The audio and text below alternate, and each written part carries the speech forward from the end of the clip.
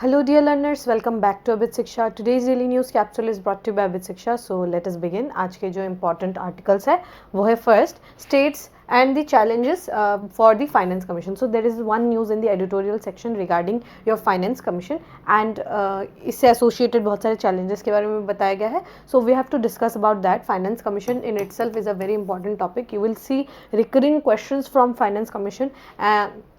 And बहुत important ये part है. आर्टिकल 280 के तहत प्रेसिडेंट जो है हर 5 साल में फाइनेंस कमीशन का सेटअप करते हैं. And it is very very important to understand about the powers, devolution and other things जो कि फाइनेंस कमीशन से एसोसिएटेड है. एंड साथ ही क्योंकि एडिटोरियल सेक्शन में भी आया है, it becomes more so important. Second is Bhutan, India discuss Galefu Hydel power plants. We know that we have a very good relationship with Bhutan, and Bhutan also thinks us as a very good friend. That's why recently the Prime Minister of Bhutan has visited India, and they have discussed about the Bhutan and जो हमारा India का जो projects है like Galefu Mindfulness City या फिर Hydel projects जो है उसके बारे में हम बात डिस्कस करेंगे with Bhutan, and why it is more so necessary now. We will discuss about that. ठीक है.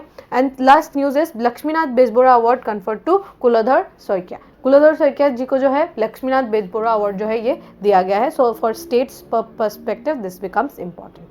ऑलराइट, तो let us analyze all the news one by one. First news is states and the challenge before finance commission. तो finance commission जो है हर 5 साल में एक बार बनाया जाता है. Recently, it is the 16th Finance Commission, and the chairperson of 16th Finance Commission is Shri Arvind Panagarya ji. तो he has recently visited to the state of Tamil Nadu, and जो हमारा state of Tamil Nadu का and in the southern states for that matter, उनका एक general concern रहता है कि जो devolution है, फाइनेंस कमीशन का काम क्या है, to advise the to the body, to the government of India कि किस तरीके से फाइनेंस को मतलब डिवॉल्व करना है. ठीक है, कि हाउ कितना परसेंटेज ऑफ हिस्सा of the resource should be मतलब to be given to the state.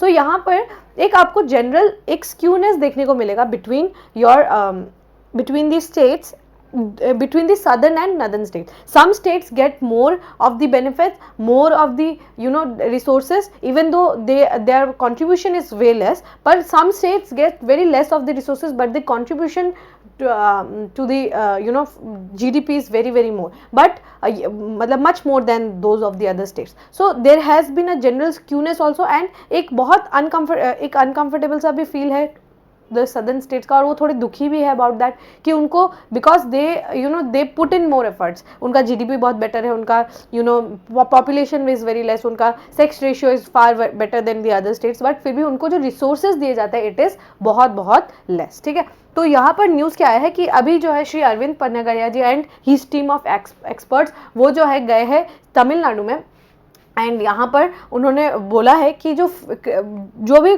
Physical challenges है उनको क्या करना होगा, हमें रेक्टिफाई करना होगा. और वो जो स्क्यूनेस है relationship between states and union कि some states get more favoured, some states get less favoured, तो ये जो स्क्यूनेस है, जो जनरल स्क्यूनेस है, इसको हमें रिड्यूस करना होगा. और ये रिड्यूस करना बहुत ज़्यादा इंपॉर्टेंट है, क्योंकि फाइनेंस कमीशन जो भी डिसीजन लेगी वो तो उस रिसेंट ईयर का या उस समय का जो स्टेट का जो परफॉर्मेंस है उसको तो ज़रूर इम्पैक्ट करेगा, और साथ ही जो आने वाले साल है, आने वाले और दशक है, या फिर जो फ्यूचर में ये उसका ट्रेजेक्टरी को भी चेंज करने का बहुत बहुत पावर रखता है. So it will not only shape the physical fate of the nation for the next 5 years but also influence India's economic trajectory for the decades to come. ठीक है, इंडिया का बिल्कुल इकोनॉमिक ट्रेजेक्टरी को ये change कर सकता है. इसीलिए हमें जो स्क्यूनेस है उसको हमें रेक्टिफाई करना बहुत इंपॉर्टेंट हो जाता है. ठीक है, ये स्क्यूनेस को रेक्टिफाई करना बिकम्स वेरी वेरी इंपॉर्टेंट. 1951 में जब पहली बार फर्स्ट फाइनेंस कमीशन बना था तो वो लोग उस अपने पीरियड के टाइम के जितने भी चैलेंजेस है उसको अच्छे से सॉल्व करने की कोशिश जो है वो कर रहे थे. Every commission has sought to achieve an equitable redistribution of resources by increasing the share of states under vertical devolution and channelling funds to less developed states through horizontal devolution. तो यहाँ पर क्या है कि स्टेट्स का जो redistribution है वो वर्टिकल डिवोल्यूशन है, एंड जो भी लेस डेवलप्ड स्टेट्स है, ठीक है, जो भी लेस डेवलप्ड स्टेट है उनको हॉरिजॉन्टल डिस्ट्रीब्यूशन के तहत में पैसे दिए जा रहे हैं. अभी हम समझेंगे about horizontal and vertical distribution of resources, उसके बारे में हम समझेंगे. श्री NK सिंह के अंतर्गत 15th फाइनेंस कमीशन जो बनाया गया था उसमें क्या कहा था कि जो वर्टिकल शेयर ऑफ जो रिसोर्सेज है वो आपको 41% देना है. दैट मीन्स अगर अगर सरकार 100 रुपये कमाती है उसमें 41 rupees should be given to states, ठीक है, स्टेट्स है उनमें ये डिवाइड करना है, 41 रुपीज़ देना है, बाकी जितना भी बाकी अमाउंट है इट इज़ आई थिंक 59 जो रुपीज़ है वो स्टेट्स रखिए, मतलब 59% is with the government of India, but बाकी जो है it should be given to the states. तो 41% जो है वो स्टेट्स का शेयर रहेगा एंड 59% जो है वो आपके गवर्नमेंट का शेयर रहेगा। ऐसा एनके सिंह जो था commission, that was 15th finance commission, तो उनके चेयरपर्सनशिप में ये बोला गया था कि 41% हमें शेयर देना है, पर इफेक्टिव डेवल्यूशन अगर आप देखें it was merely 33.16%, 33.16%, it is lesser than what was advised from the that was advised from the finance commission. तो बोला गया था 41 रुपीज़ का, लेकिन दे कितना रहे हैं आपका 33.16 रुपीज़ ही जो है वो दे, मतलब परसेंटेज जो है वो शेयर है। उसमें भी स्क्यूनेस है, इसमें भी कोई स्टेट्स को ज़्यादा फेवर किया जाता है, किसी स्टेट्स को कम फेवर किया जाता है, किसी स्टेट्स में ज़्यादा डेवल्यूशन है, किसी स्टेट्स में कम डेवल्यूशन है। तो ये जो स्क्यूनेस है एंड ये वो थोड़ा सा प्रॉब्लमेटिक है एंड पूरा फंड्स भी वो डिवॉल्व नहीं करे, that is also very very sad state. And यहाँ पर क्या होना चाहिए कि इनका डिमांड क्या है कि हमारा जो स्टेट्स का शेयर है वो इंक्रीज होना चाहिए। Some states give more money in comparison to other, तो हर स्टेट्स का जो रिसोर्स पूलिंग है वो ज़्यादा होना चाहिए, स्टेट्स का शेयर जो है वो ज़्यादा होना चाहिए। स्टेट्स का शेयर यहाँ 41% से इंक्रीज होकर 45, 47, 50% तक भी हम लेके जा सकते हैं। और यहाँ पर क्या है, इंसेंटिवाइज करना होगा परफॉर्मर्स को, जो स्टेट्स बेटर परफॉर्म कर रही है उनको हमें इंसेंटिवाइज करना होगा, वरना वो स्टेट्स को क्या मतलब वो है, मतलब वो अपने काम को वो ठीक से कर रहे हैं कि पॉपुलेशन कंट्रोल हो, टैक्स अच्छे से लगाना हो, या डेवलपमेंट हो बहुत अच्छे से कर रहे हैं, इंफ्रास्ट्रक्चर डेवलपमेंट हो, बहुत स्टेट्स बहुत बेटर परफॉर्म करें, लेकिन उनको बहुत कम रिसोर्सेज दिया जाता है। तो जो भी स्टेट्स बेटर परफॉर्म करें उनको इंसेंटिवाइज करें ताकि वो और बेटर परफॉर्म करें। Instead of demoralising them, we should give them a moral push, उनको हमें इंसेंटिवाइज करना चाहिए। We should keep in mind that the mandate of the commission goes beyond fiscal arithmetic. It is about envisioning the future where every state contributes to and benefits from the nation's progress. मतलब हमें ये भूलना नहीं चाहिए कि ये जो commission है इसका काम सिर्फ और सिर्फ फिस्कल डेवल्यूशन नहीं है, फिस्कल मैंडेट नहीं है, लेकिन हमें ये सोचना होगा कि हर स्टेट्स को इक्वल कंट्रीब्यूशन करना चाहिए और इक्वल बेनिफिट्स भी मिलना चाहिए। कोई एक ऐसा स्टेट्स नहीं होना चाहिए जो कि ज़्यादा एक स्टेट को फेवर मिल रहा है, कंट्रीब्यूशन कम है, ऐसा नहीं होना चाहिए। इट शुड बी लाइक कि every state is contributing and they are getting proportion to that, कि मतलब प्रोपोर्शनेट होना चाहिए कि डिस्ट्रीब्यूशन अगर हो रहा है it should be in proportion. Finance commissions are constitutional bodies, very very important, article 280, ठीक है, आर्टिकल 280 के तहत जो है फाइनेंस कमीशन को बनाया जा रहा है, हर 5 साल में बनाया जाता है।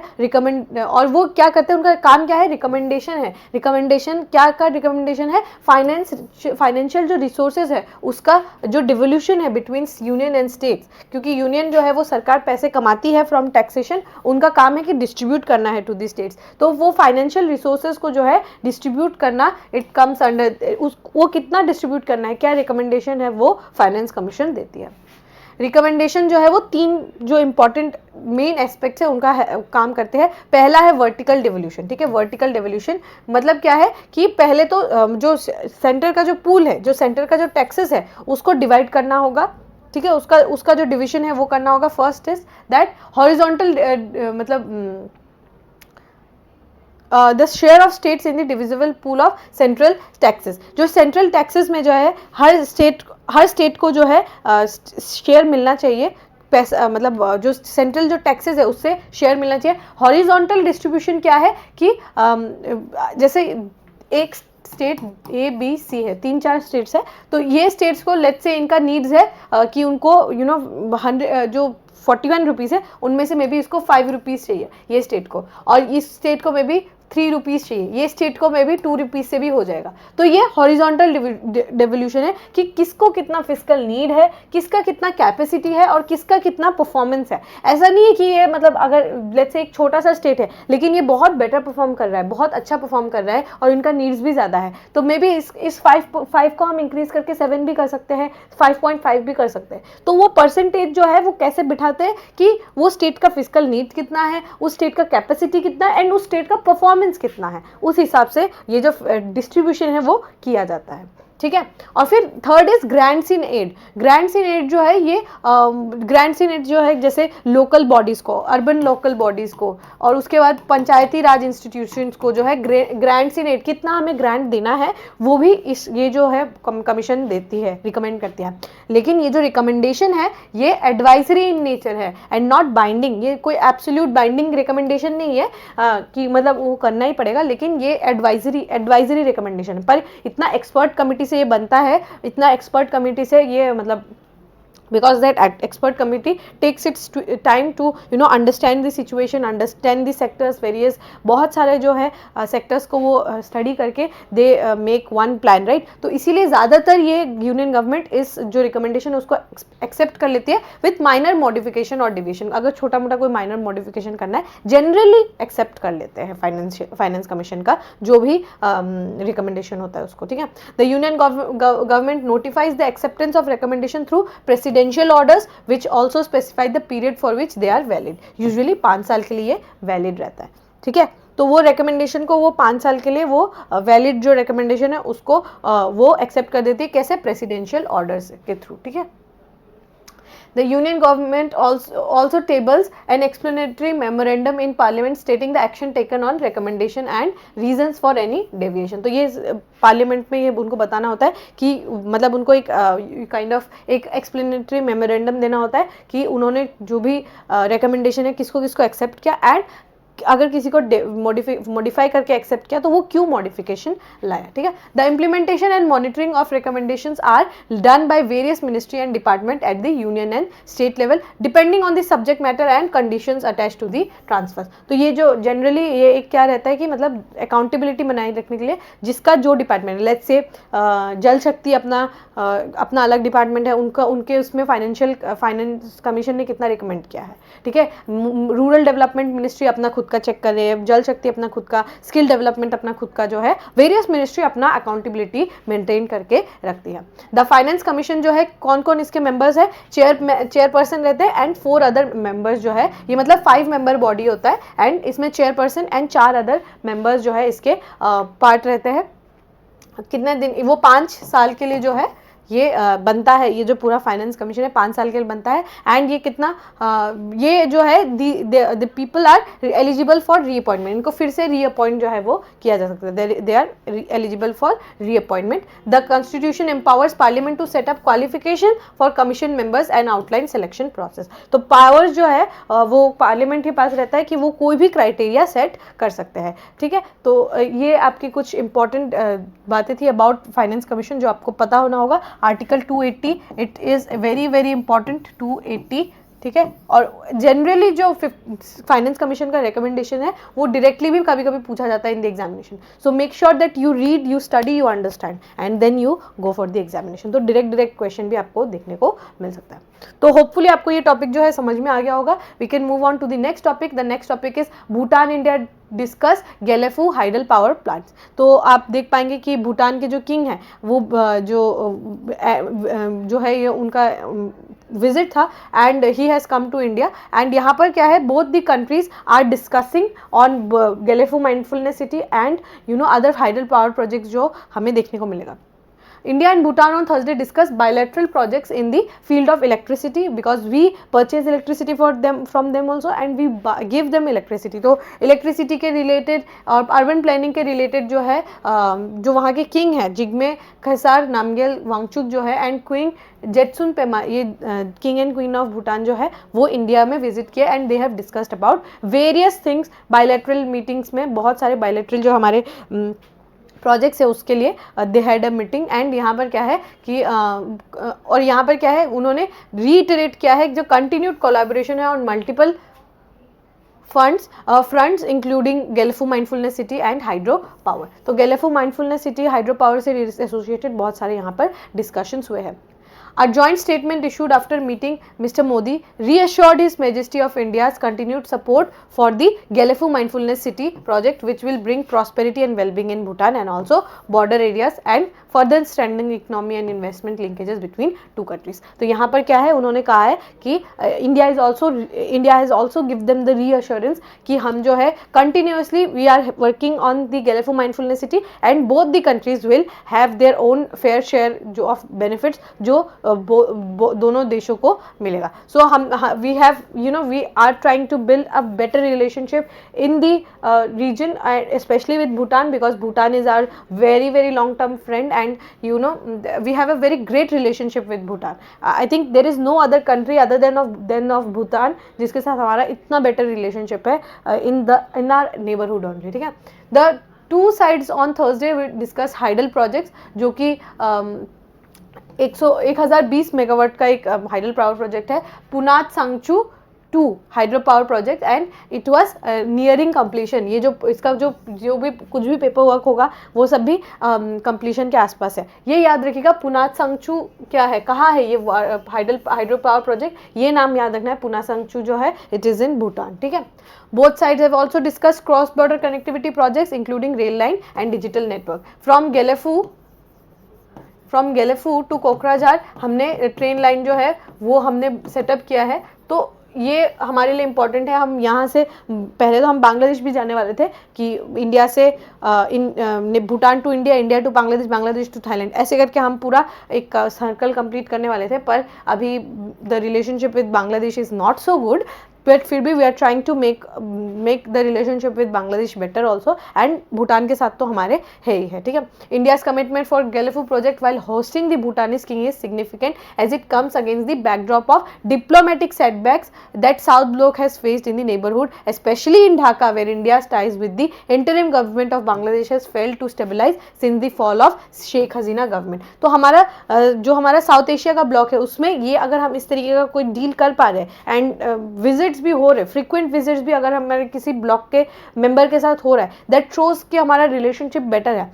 स्पेशली जब आप देखें we have very poor relationship with Bangladesh now. जब से उनका मोहम्मद यूनुस का जो गवर्नमेंट आया है, we have failed to build peace and build connection with the Mohammad Yunus government. तो उस सिनेरियो में we are having talks like Gelephu project, talks with Bhutanese king, कि हमारा जो रिलेशनशिप है हम उसको किस तरीके से इम्प्रूव करना चाहते हैं इन दी साउथ एशियन रीजन में. नेबरहुड फर्स्ट पॉलिसी जो हमारा है तो उसको हम किस तरीके से इम्प्रूव करना चाहते हैं. इन नेपाल टू प्राइम, लेकिन यहाँ पर एक बात है. नेपाल के जो किंग है उन्होंने क्या किया है, अपना रिलेशन को वो बीजिंग के साथ, न्यू दिल्ली के साथ ना करते हुए टाइज को इम्प्रूव कर रहे वो बीजिंग के साथ. और यहाँ पर क्या है, Nepal has also showed it interest, और उन्होंने क्या किया, साइन किया है बेल्ट एंड रोड इनिशिएटिव का. बेल्ट एंड रोड इनिशिएटिव, ठीक है, बेल्ट एंड रोड इनिशिएटिव को उन्होंने वेलकम किया है नेपाल ने. This is very concerning. Okay, कि Nepal has also welcome the belt and road initiative जो आपके चाइना का है. तो उसके लिए मतलब, और जो वहाँ के new prime minister KP Sharma Oli, वो वहाँ गए थे, बीजिंग गए थे आफ्टर उन्होंने जब उन्होंने इस साल वो जुलाई के महीने में वो पावर में आए थे, इलेक्शंस हुआ था and he became the next prime minister of Nepal. तो वो पहले मीटिंग में वो बीजिंग ही गए थे. तो ये थोड़ा सा चिंताजनक भी बात है, इसीलिए हम और इम्प्रूव कर रहे हैं अपना relationship with Bhutan also. But हमें ऐसे नहीं करना चाहिए कि बिल्कुल ही we should not consider Nepal as our friend, ऐसा नहीं करना चाहिए. बट यहाँ पर आप देखेंगे कि कैसे हिमालयन क्वाड जो एक ग्रुपिंग है वो कैसे इम्प्रूव बनते जा रहा है और ज़्यादा बड़ा होते जा रहा है, जिसमें चाइना है, जिसमें अफगानिस्तान है, जिसमें पाकिस्तान है एंड नेपाल है. These 4 countries consist of Himalayan quad. तो ये हिमालयन क्वाड बन रहा है एंड साथ ही they are improving their relationship. तो ये हमारे लिए और इम्पॉर्टेंट हो जाता है to improvise our relationship with Bhutan.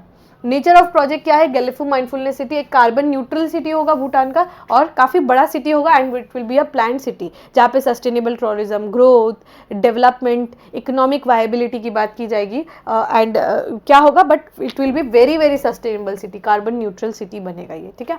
Focus area क्या है, इको फ्रेंडली इंडस्ट्रीज जो है जैसे आईटी, एजुकेशन, होटल्स, हॉस्पिटल्स, ये बनाए जाएंगे। और इकोनॉमिक नेसेसिटी क्या है कि हमारा जो भूटान जो है अपना इकोनॉमिक को और डाइवर्सिफाई करना चाहता है, सिर्फ और सिर्फ हाइड्रो पावर में नहीं, लेकिन बाकी जो है और भी जैसे सेक्टर्स है लाइक टूरिज्म को इम्प्रूव करना चाहता है, और एड्रेसिंग जो भी चैलेंजेस है, जैसे आउटवर्ड माइग्रेशन बहुत हो रहा है, भूटान से लोग बाहर दूसरे देशों में जाकर शिफ्ट हो रहे हैं, तो वो आउटवर्ड माइग्रेशन को रोकना होगा, अपने ही स्टेट को इम्प्रूव करने के लिए वो इस टाइप का एक प्रोजेक्ट जो है वो बना रहे हैं। ठीक है, तो होपफुली आपको ये टॉपिक जो है समझ में आ गया होगा। This is very interesting topic, very important, and I know it will be asked in the question. ठीक है, एग्जामिनेशन में आपको जरूर पूछेगा, रेफरेंस करके भी पूछ सकता है कि in with reference to Bhutan हम बताइए कि हम कैसे इंप्रूव कर सकते हैं our relationship with the neighbourhood in India's neighbourhood जो साउथ एशियन ब्लॉक है, या फिर डायरेक्टली इंडो भूटानीज रिलेशनशिप के बारे में पूछ सकता है। So you have to make sure that, because मतलब स्टेट पीएससी में तो है ही इंपॉर्टेंट, बट यूपीएससी के पर्सपेक्टिव से भी इंपॉर्टेंट है। For state PSC so we know because we share borders directly with Bhutan, so we have to make sure that we are preparing well, and you cannot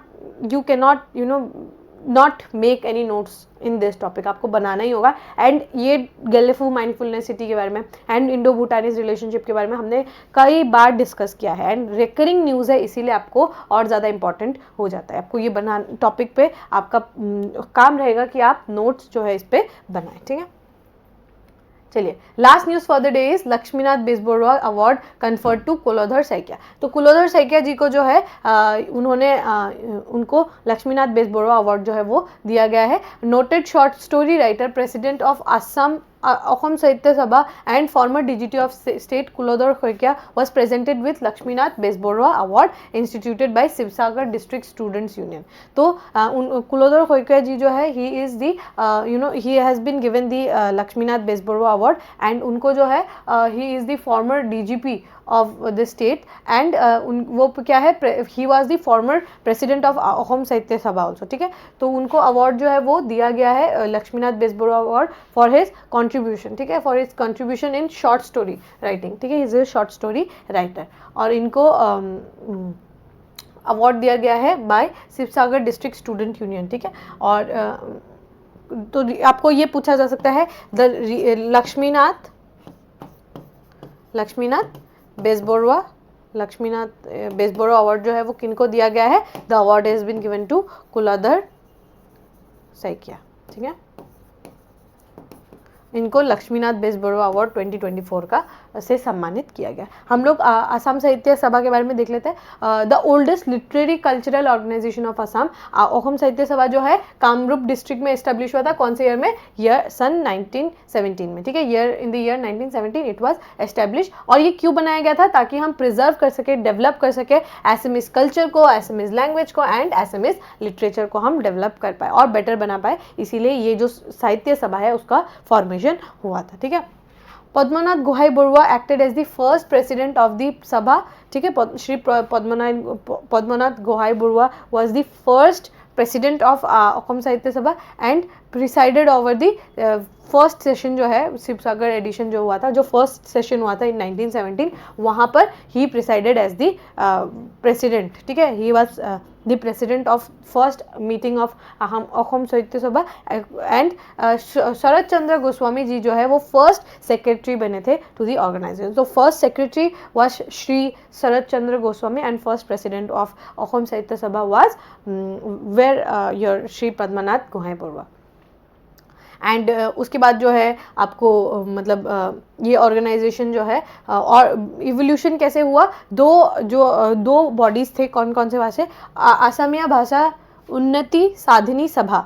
ठीक है, ये कहा है Kolkata based एक ऑर्गेनाइजेशन था, एंड असमीज लिटरेरी सोसाइटी, ये दो Kolkata based societies थे जिनको मिलाकर असम साहित्य सभा का फॉर्मेशन हुआ था। ठीक है ना, इन 1917। तो ये इम्पॉर्टेंट है, ऑब्वियसली आपको पता भी होगा, and obviously it is very very important. तो क्यों पढ़ाया है आपको, ये मैंने क्यों बताया, because former DGP and former president of Assam Sahitya Sabha was Shri Kuladhar Saikia, and he was awarded with Lakshminath Bezbaruah award. ठीक है, तो इसीलिए एक बार हमने रिवाइज कर लिया अबाउट असम साहित्य सभा।